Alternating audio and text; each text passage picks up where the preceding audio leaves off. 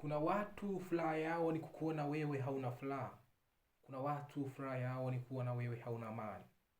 Kuna watu furaha yao ni kuona wewe hauna matumaini na kila ambacho wewe unakifanya. Kwa maana hiyo watakufanyia visa mbalimbali, lengo kwa zike.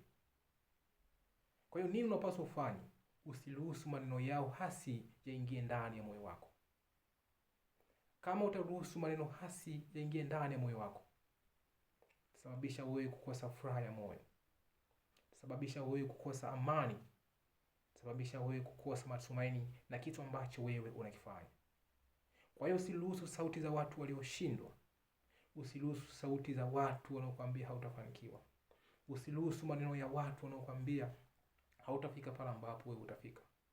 Usiruhusu maneno hasi yaingie ndani ya moyo wako. Kumbuka, wewe haufeli kwa sababu ya maneno unayosikia.